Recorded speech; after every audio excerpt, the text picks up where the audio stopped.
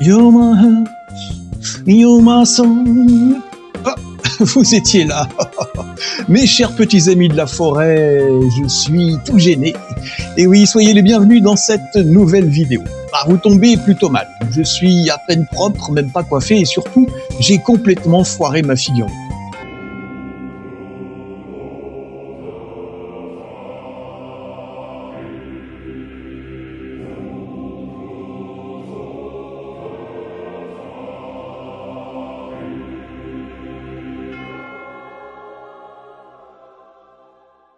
Ça vous arrive aussi?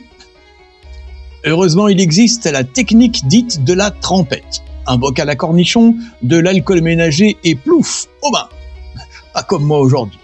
Ça ramollit la peinture, un petit coup de brosse à dents et vous voilà prêt à retenter votre chance.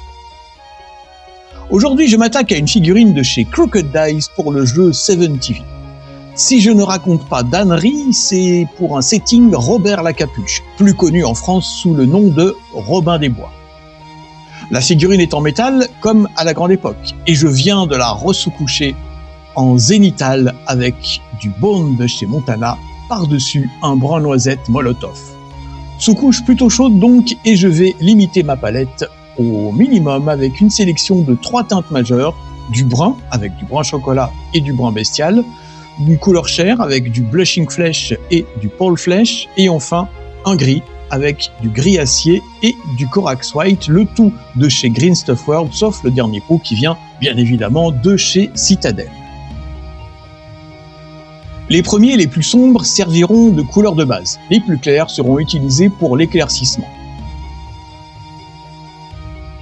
On va commencer par les zones de chair.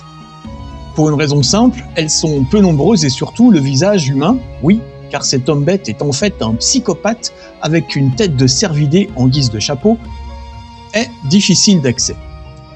Je risque de faire des débordements facilement corrigeables avec les couleurs des vêtements ou celles de la peau de bête. Je me sers comme à chaque fois que j'ai besoin de précision et de confort de mon Maestro miniature taille 4 en poil court de chez Da Vinci.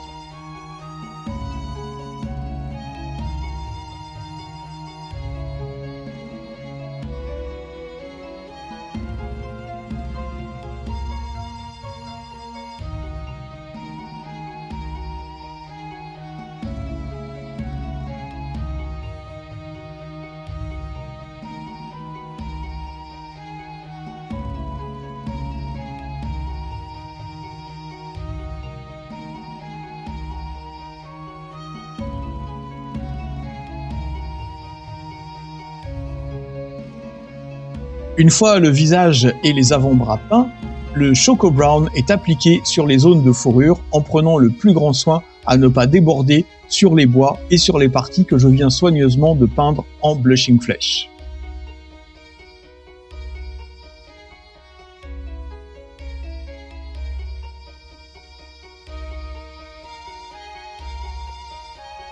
J'utilise la même couleur pour la robe de notre hurluberlu forestier. Je vais utiliser le gris acier pour l'espèce de serpillière qui dépasse de la peau de bête. Encore une fois, j'applique tout ça en prenant garde à ne pas dépasser. Et j'ai beau être organisé, un plan même parfait mène à l'échec si vous n'improvisez pas un peu. Aussi, je me rends compte que j'ai oublié une couleur pour les cordages et je vais utiliser du sable du désert de Prince Auguste pour ces éléments. Je ferai aussi la dernière partie de la robe, devant là, avec ce même beige.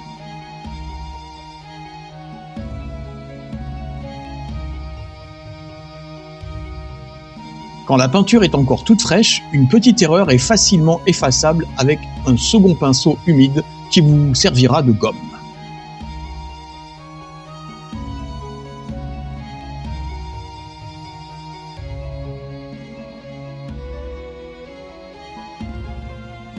Les couleurs de base sont passées, il est temps de faire un peu d'ombrage avec, pour commencer, du Raglan Flesh Shade pour les parties chair apparentes. Pensez à bien tirer votre peinture pour éviter d'obstruer les détails ou de vous retrouver avec des taches.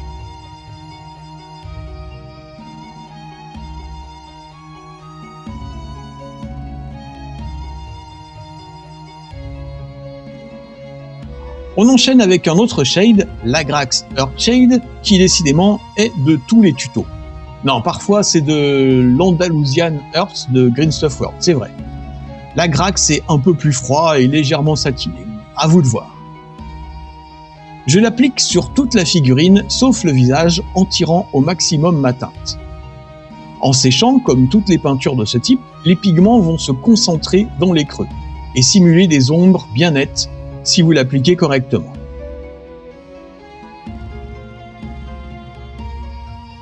Donc prenez votre temps et essayez de travailler par zone plutôt que de tout barbouiller comme un petit sagouin.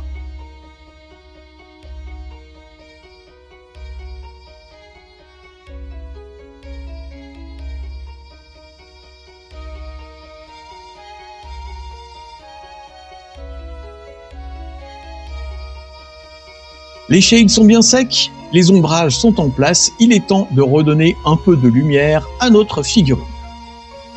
On sort le pâle flèche et avec un pinceau fin et précis, toujours de chez Da Vinci, je vais redéfinir les arêtes des arcades et du nez, sans oublier les pommettes.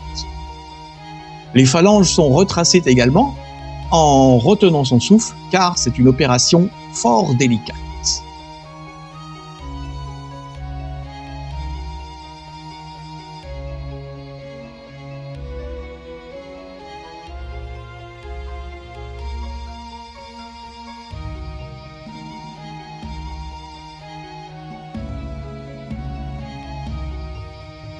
Le Bestial Brown va être appliqué pour éclaircir les zones que j'ai passées en Choco Brown, à savoir la fourrure et la robe.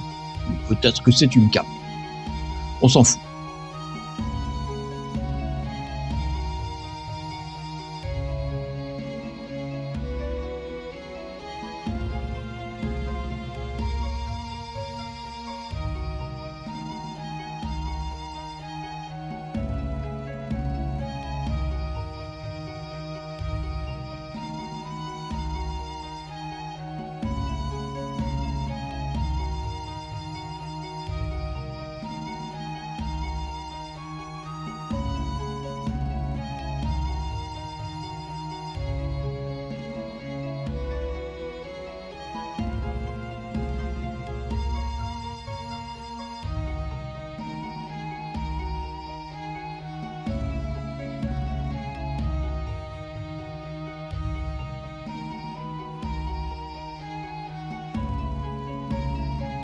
C'est l'heure du Corax White, qui n'a de blanc que le nom, car en fait c'est un gris très très clair.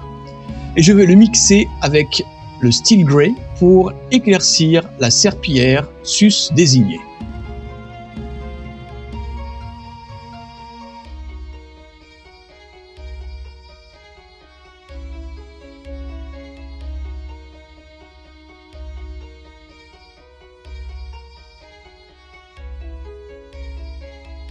Un peu plus de Corax dans le mélange et je viens retracer les bordures des zones grises.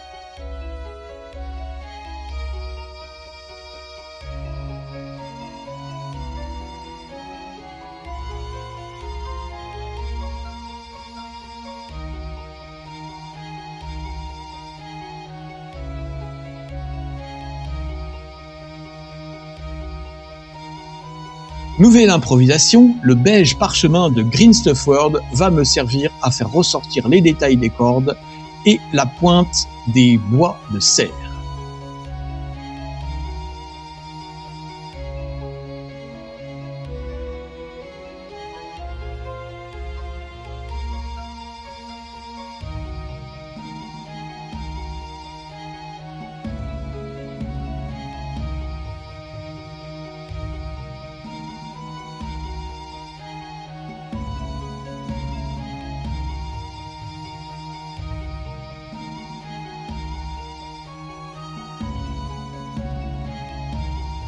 Je reprends un peu de Choco Brown que je viens ternir et éclaircir avec le gris, le Corax et le beige parchemin pour obtenir un gris brun moyen que je vais utiliser pour retravailler le museau du cerf ainsi que certaines arêtes de la peau de bête.